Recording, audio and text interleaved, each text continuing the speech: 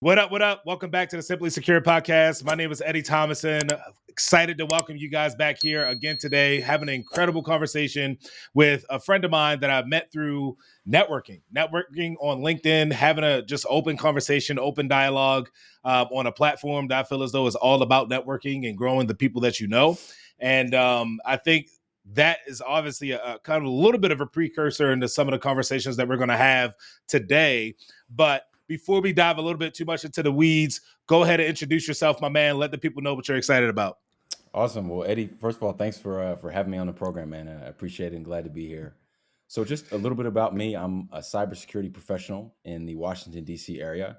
I started out in information technology about 7 years ago and made the transition over into cybersecurity 4 years ago. So I blend the lines between that IT and cybersecurity fields. And I also just like helping other people who are trying to get into tech and trying to get into cybersecurity understand, what game plan they have to put together in order to get where they want to go. That's dope. You got to let the people know your name too. I didn't get that part. That's it. Yeah, my name is Devin Price. Solid. Important. Absolutely.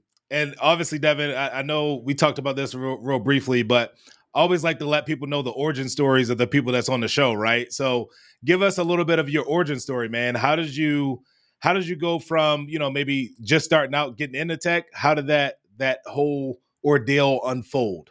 Sure. So I actually had a bit of a cheat code. So both of my parents actually are in IT. So Okay. I know everyone talks about mentorships, and I've had and met other great mentors, but at the end of the day, I think the two best IT mentors I could ever had were my parents. So how I officially got in is, I went to school. Actually, yeah, let me take it back. So during my high school year, like most high schools, they usually make you do some type of senior project or something like that. And you had to do the topic on something. And I had no idea, like 2 weeks before the deadline. And my dad would always tell me growing up, he said, Devin, you'd be great at this IT stuff. Like, I know your personality, you'd be great at it. And I think it's because like my dad did it. It's always like, I don't want to do what my dad did. What does my dad know? The rebel, a little bit of a rebel. That was before I understood like my dad is right about almost everything. So anyway, I was like, yeah, let me just do this information systems, information technology thing, just so I can do this for my project. And I spent basically the whole year learning about IT, fell in love with it. So when it was time to, go to college, pick my major, I went with information systems. And so, graduating afterwards, I'm looking for a job, and I find this IT rotational development program, which for those who don't know, really it's for, graduates, people who are right out of school, and they will rotate you, in this case, to different departments within the IT organization. So you don't really have to figure out what's my niche, in this case within IT, right away. You can just kind of use that rotation to kind of figure out, okay, I know I'm in the right IT, if IT is the house, this rotational program can help you figure out what that room is. So I was in that program for 3 years, and that's really how I developed as a IT professional, or as a young IT professional. And then along the way, while I was in the program, during my lunch period, I would take a walk around the building, and I kept seeing this door that says enterprise security, and the door would always be locked. And I was just like, why is that door locked? Because there was only a few areas in the office that regular people couldn't go through. It was the legal department, which obviously made sense. It was the payroll and finances, so that makes sense. But I was like, what's up with this one? And so I think, I put two and two together. I asked around, and they said, oh, that's the cybersecurity department. And I was like, oh, okay. And I'd been hearing, being in IT, working as a professional, I heard a little bit about cybersecurity, but I didn't know much about it. And so I asked the coordinators for my rotational program. I said, hey, I'm set to graduate probably in 3 or 4 months. Is there a way that I could jump over and check out the cybersecurity department and start working there? And so they got me a meeting with the director of the enterprise security department, and we had a conversation. And a couple months later, I wound up being on the application security team. And so that was really how I got into cybersecurity, from really just kind of asking questions, and just, having having favor of the Mm-hmm. enterprise security director. I'm always forever grateful. His name is Norman Hunt. Always Nice. grateful for him.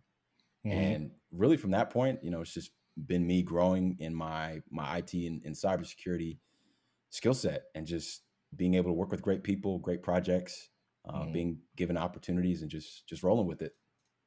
Absolutely.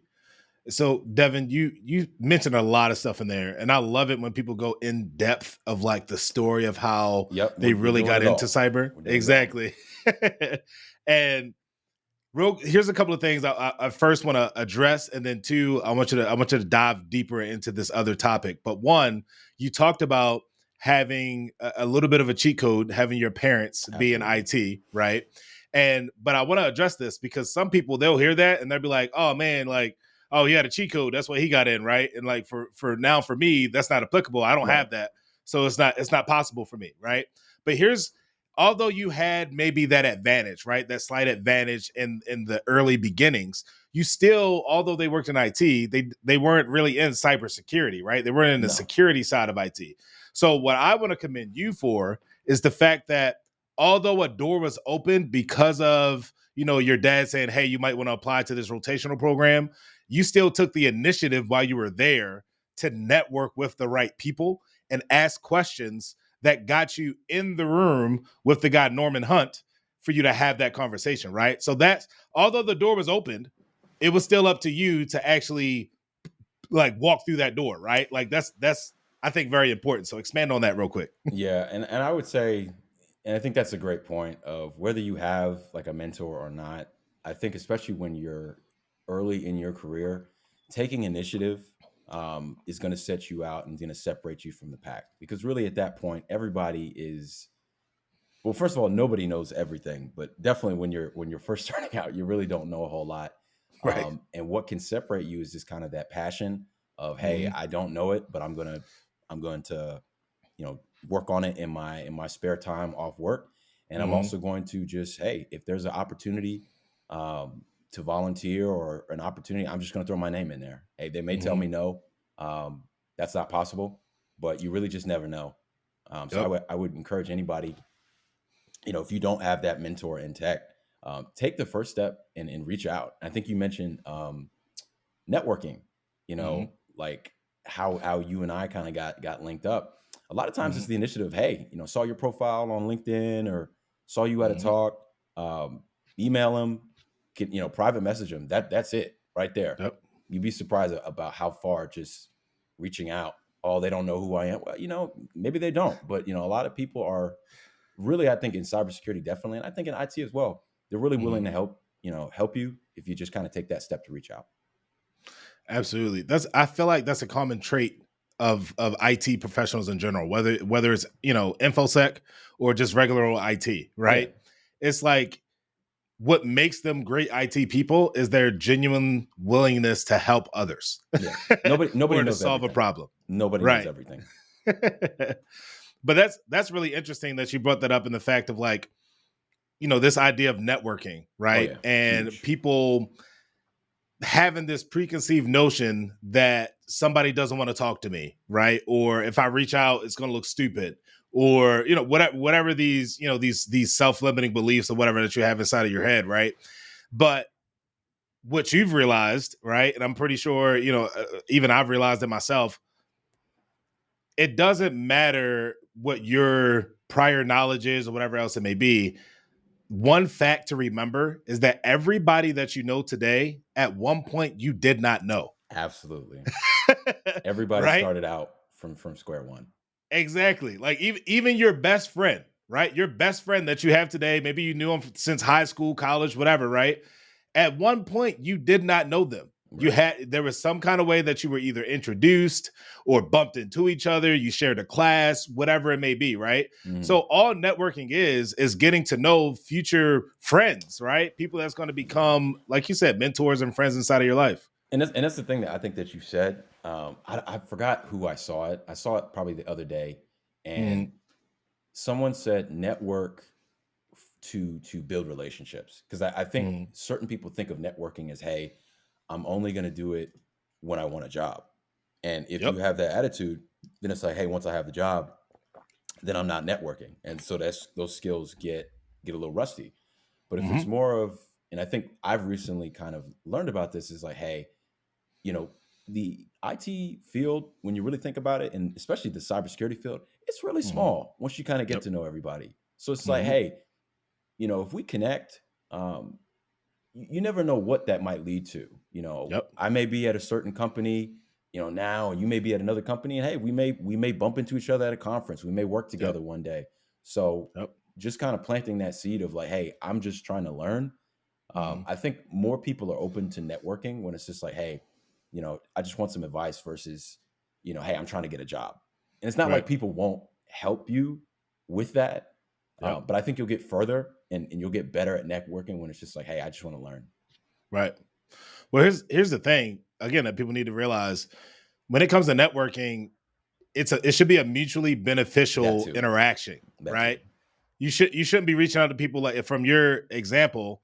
Oh, I just need a job, so I'm just reaching out and saying like, hey, bro, I need a job, bro. Well, Yeah. at the end of the day, yeah, people are genuinely willing to help, but Yeah. like, if I don't know you from Adam, right? I'm Yeah. still putting I'm not going to put my neck out to you for say, right? Yeah. I'm not going to put my neck on the line to hopefully get you in the door if I don't even know you. I I don't don't know even know you. who you are, right? So you got to build. It's this idea of like building your well before you're thirsty, right? So Yeah. it's like you go Absolutely. and network. You do the things that you need to do to develop these great relationships with people, Right. and then when it's time for you to get a job, you can Then it's lean. there. You can lean on that network, right, Because then to it's like, open up oh those yeah, doors. that's Eddie. Yep. Yeah, Eddie. And then also, I want to go back on another thing that you said Mm-hmm. is I'm gonna just give a piece of advice of how you kind of start that mutually beneficial relationship. Mm-hmm. Like for me, really for most of I think my career up to this point, I have been reaching out to a senior person.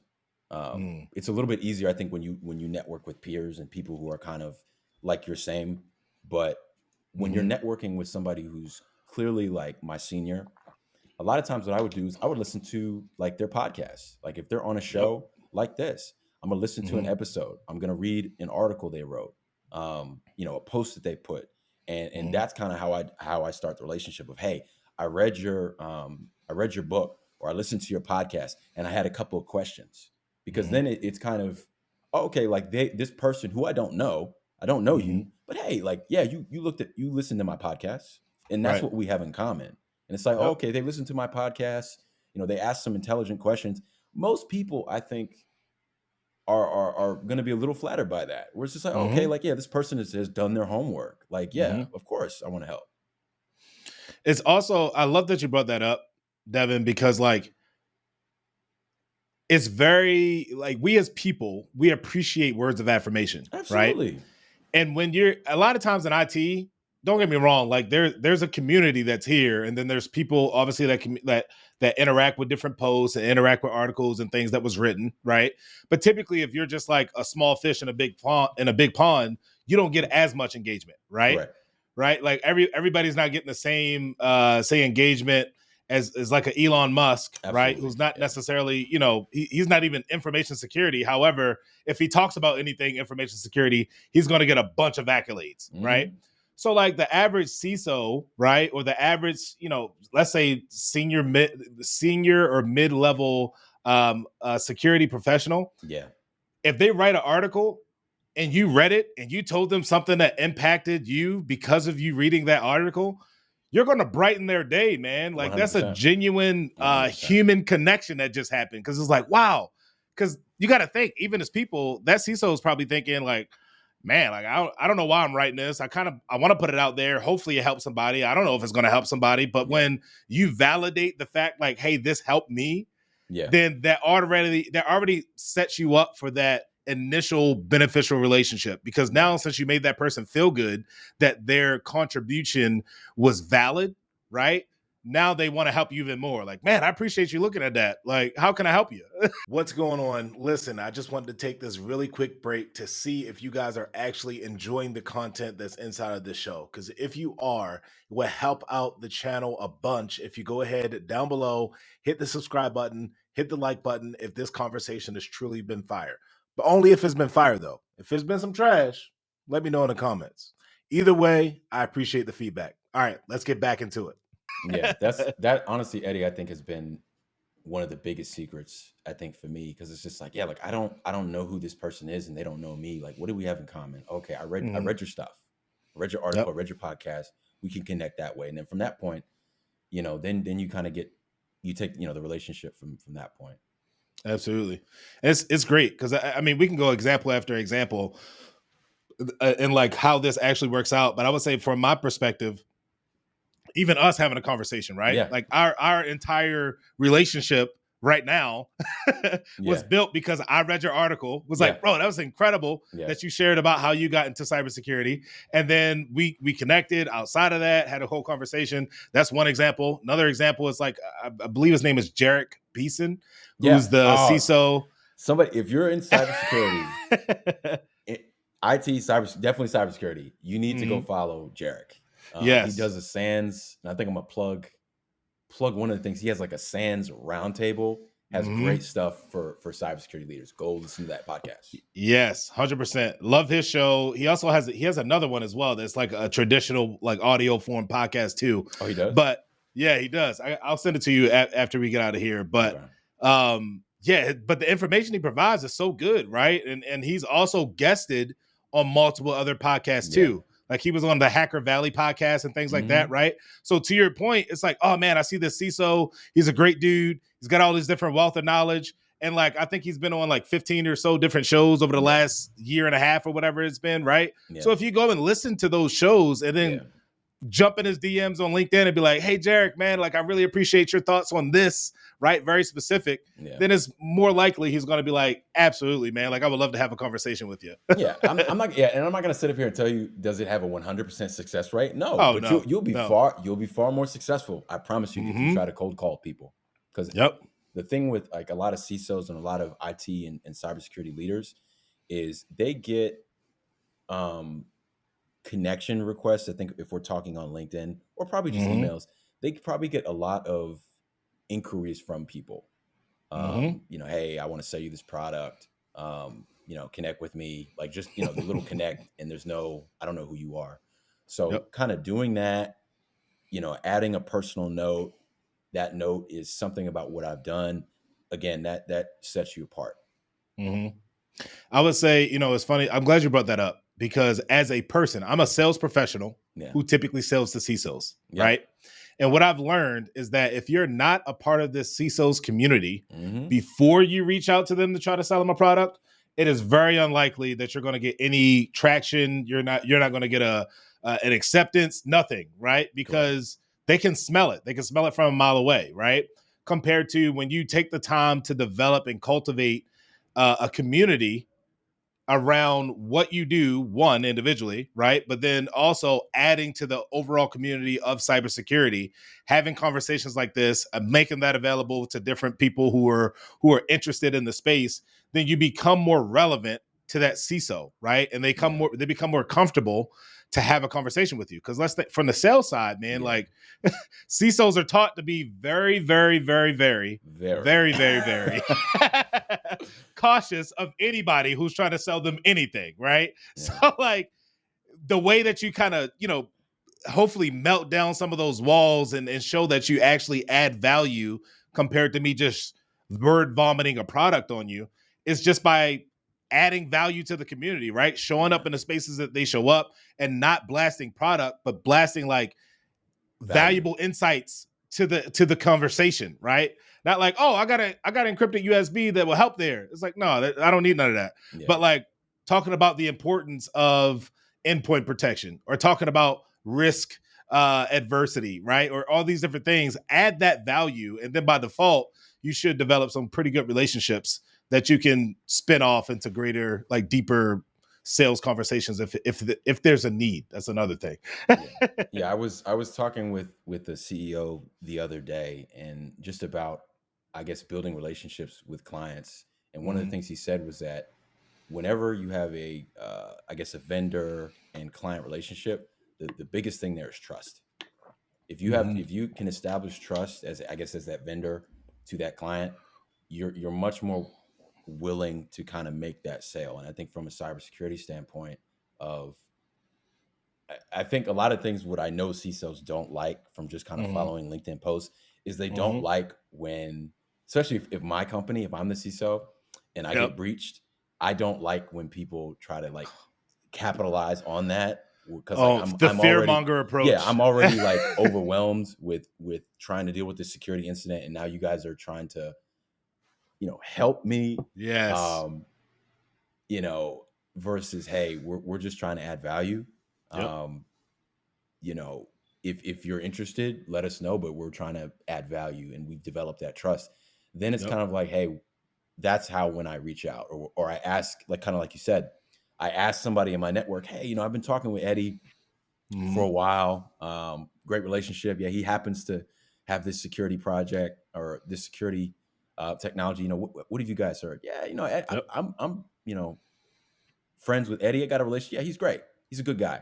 Okay, then it's Mm-hmm. like, all right, Eddie. Yeah, I've done my homework. Yeah, let's talk. Let's talk about that thing. Mm-hmm. Exactly. Yep. And it's funny. We're talking about this in direct correlation to cybersecurity and CISOs, but that happens in every Oh yeah, yeah. industry, right? In Like every industry. it happens everywhere. And it's funny that you brought up this idea of like salespeople taking that approach of like, oh, you've been breached. Let me show you how to not like how you could have fixed that, And I right? get Like, it. I do get it. From a simple stale, it does make sense. But there's yep. also the people side of, I don't want somebody benefiting off of my misfortune. Right. Right. David Spark with the Cecil series Yeah, brought that's up awesome. the Awesome yeah, he series. I love it. I love it. I listen to it every single day, to be honest. But he brought up this thought on the same topic, like, hey, if there was a breach or something did happen, don't be the sales guy that's doing that, right? Like, don't be the one to be like, hey, here's how you could have prevented that breach. Instead, like, provide some type of valuable information, Yeah. right? Provide something that would have been that I could do now Yeah. that's going to actually, it's like free value too, right? Like, don't charge me for it. So Yeah. like, say like when the log4j stuff went out and all Mhm. these people was like, oh, well, this is how you could have prevented it, blah blah blah Yeah. blah blah. Yeah. That doesn't matter to me at this point. At this point, it already It's happened. done. Don't tell me The damage is done. exactly.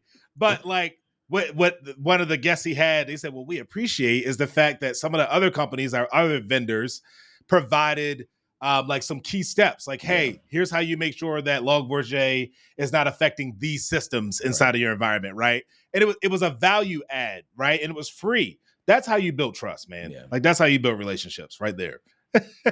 Yeah. So I do want to take a little bit of time because we talked a lot about networking, Yeah. right? Now we had a whole conversation about sales that definitely was not planned. But I do want to talk about this idea of the industry, like the scope of the industry itself, right? Mhm. Because initially we talked about the industry as a whole always needs people. Right. There's more cybersecurity jobs than there are Millions. qualified people that's able to work them, right? Mhm. But then we also took that a step further and said, like, we want more Blacks in cyber, right? Yeah. Like, how? So, talk to me a little bit about that. What's your passion there? Why do you think that's the case? Kind of, I'm gonna let you roll on it for a little bit. Yeah. So I would say, and just for everybody, I Mhm. definitely want to see more minorities in cybersecurity. Yep. And obviously, as a Black man myself, I'm always going to try to make sure that there are more Black cybersecurity professionals out there. Mhm. And the thing is, Eddie, I feel like the reason is not because there's any issue with white cybersecurity professionals, but the goal Mhm. is we're trying to figure out the best way to secure critical data assets in this point. Mhm. And so in order to do that, I believe that the more different experiences that you have and the more people you have in that brainstorming room to go through ideas and to bring up ideas that maybe certain groups may never have thought of, because that's just not the Mhm. life experience that I had. um, Yep. Really, I think within cybersecurity we're all on the same team, and I think Of course. when there's a breach, I think not I think some people forget that, where it's Yeah. just like, hey, X company got breached and I'm okay, but it's just like, hey, we're a cyber security community, so if one of us gets breached, that's a knock on all of us. So Yep. when it comes to having more diverse professionals in cybersecurity, it should be something that everybody wants, and it shouldn't be seen as we're favoring, I guess, one minority over the majority. It's more of just, hey, we want to get find the best talent.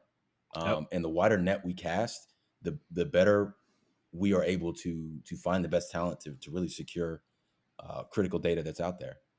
Right. I'm very passionate about that because I know that we have currently very talented cybersecurity professionals who are already in the field. Let's just make that, put a pin on that. We have very talented people. But I think, like you said, there's more jobs now, or there's more jobs than we have people in cybersecurity. So let's go out and find some more equally talented people, and let's maybe look in some areas where we don't normally look at. Because if we're looking in the same spots, we're going to get the same results. So why don't we look under that rock, look under that cranny that that we haven't paid much attention to, and let's see what happens. Right. I think it's an idea of exposure, right? Yeah. Like, I think some people, they have this idea of cybersecurity. Again, it's a mystery, right? It's this mysterious place, right? So like, some people hear the term, or they hear cybersecurity, hear this, and then like in certain not societies, but neighborhoods, different demographics, it may look at it as like, oh, that's just not for me. Like that, like I don't fit that criteria, right? Where like at the end of the day, it's exposure. When you're exposed to opportunities within cyber and understanding like, oh, maybe your gaming background actually does translate really well inside of cybersecurity, right? Maybe your natural IT background. Listen, I've worked with a ton of great IT professionals who would be great security professionals as well if they were willing to just learn a little bit more. Not willing to learn, but willing to put their foot out there to say like, hey, I have dabbled in this. I may not know everything, but you can groom me into whatever you need me to be for this organization or this, this SOC team, right? And that's fine. I'll actually take that one step further. Obviously, people in tech, it's a lot more. It's a little bit easier to kind of go into cybersecurity because you already, I guess, know and have some of the tools. But I'll speak to the people who want to jump into cybersecurity that are not in tech. I'll give you an example of somebody who has like a writing or a journalism background. Anybody that is in cybersecurity knows that you're going to need to be able to document reports about cybersecurity incidents, vulnerabilities, risks, being able to write that, document it in a way that a technical person can understand what you're saying, and then also write that same technical write-up about a security vulnerability, and then write that in a way where a business understands, okay, what is our risk exposure? How much money is that going to cost us? If you can do that, you will be a valuable person. So again, even if I don't have tech experience, you can learn that. But I think the skills you have in whatever current industry you are, whatever current industry you're in, there are always transferable skills. So I think some people, it's just like, I want to get into tech, but like, I don't have, tech skills, and the skills I have right now don't really matter. No, that's not true. If you work in retail, guess what? You have customer service, you have sales experience, and kind of basically like what we're talking about, you understand, from a cybersecurity vantage point of, okay, how do we build relationships with people? How do we, satisfy our customers and our clients? What do they want to hear when their information has been exposed? What kind of communication should we put out to them? So I think anybody who's interested in cybersecurity, you likely have at least one or two transferable skills that can set you apart and then help you attack a problem differently than somebody like me. I have been in IT since my career, so I'm going to think a certain way. Somebody who's, let's just say has a music major, you're going to look at things differently because of you have that artistic and creative aspect to you that I don't necessarily have right now. So it's funny. I love that, because here's what people need to understand. There's a difference between talent and skill. Yep. Cybersecurity is skill. I would say is 98% skill, maybe 1% talent, and the other 1% is attitude, right? A lot of it. Like, so at the end of the day, if you're trying to transition into security, cybersecurity, whatever it may be, if you develop your skills, right, Yeah. then all the other stuff will continue. The doors will start to open, right? The skills piece is one of the very important piece. And the best part about that is that a skill can be learned. It's not like you got to be born with it or you got to naturally just have it. Skills are learned things, right? So it's completely okay to not know everything when you first start, but understand that you can develop these skills along the way, right? Yeah. And I think that's where to go back to our earlier segment of why networking is important, because I think you can start to understand, okay, here's the skills that you need to start to develop. Here's like that podcast that you need to listen to. Here's that technical course online that you should take. Here's that certification that I think would help you. That's kind of that's why networking is so important, because you can have somebody who's saying, hey, I've been through that skill journey and here's what has helped me. And I think it might help you, versus you having to figure out what skills to develop, especially if you're trying to get into cybersecurity or tech and you're not in tech. I'm not saying you won't get there, but it will probably take you a lot longer to kind of put that skill strategy together versus, hey, let me reach out to somebody that's already done it. Exactly. Man, Devin, I think you got a wealth of knowledge, man. I think, It's and everything and thank you, first of all, everything that you're hearing me say is because I've heard it from somebody else. Amen. Borrowed knowledge. That's 100% borrowed knowledge. I love it. So real quick, man, because we got to wrap this one up. I know you got some different things that you got to get out to as well, but let the people know, my man, like first of all, let them know a little bit about the blogs and stuff that you started to create, your Medium piece of that side of things. Sure. And then actually, you know what? Go ahead, start with that first, and then we'll wrap up with a different thought. So I'm gonna give credit to a guy I connected with and networked with on LinkedIn. His name is Ola Sheni. I think he has an IG. It's called Sheni Speaks. Anyway, I was looking over his profile and I saw that he had a blog. He's a PM over at one of the top tech companies, and I just saw that he was writing about his own experience. And I reached out to him. I said, hey, how long did it take you to write? He said, no, it didn't take me, long at all. I just wrote about what I knew. And so I was like, yeah, I think, if he can do it, I can do it. So I can do that. So I really sat down and I said, hey, I'm 7 years at the time of when I wrote it. I'm 7 years into my IT background, 4 years into my cybersecurity background. And I know there's a lot of people who are trying to break in and are trying to do what I've fortunately been able to do. Why don't I just write it down, write my experience? Maybe it'll help a few people. So I opened up and I started my blog on Medium. I think my hashtag is just DPrice the blogger. And I just wrote literally my first article about how to get into cybersecurity, how I broke into cybersecurity, and how you can too. And really just detailing my IT background, which I kind of got into a little bit here, how that developed into cybersecurity. And if I had, the mic for, 15 seconds, what are some, top 3 things that I would tell to people trying to get into cybersecurity? And I wrote that down and that was positively received. And so I think a couple of weeks later, I think probably 2 weeks ago, at the time we're recording it now, I also got the opportunity for the past year to be a pen tester. And so I know when most people in cybersecurity, most of them think either a SOC analyst or a pen tester. There's a whole lot of other stuff in cybersecurity, which we don't have time for. GRC, look into GRC. But I said, hey, why don't I write about my year being a pen tester? And I wrote about that. And again, more people seem to like that. So now I'm starting to think about, okay, what are some other topics that I can write about that will add value to the IT and the cybersecurity community? So I'm really happy, really passionate about that. People have reached out asking for help. And, I like seeing people get to that next step in their career, within IT and cybersecurity, because that's what I can help you with. So absolutely, that blog is definitely something I'm more proud of, it just how it's helping people than anything else. Definitely.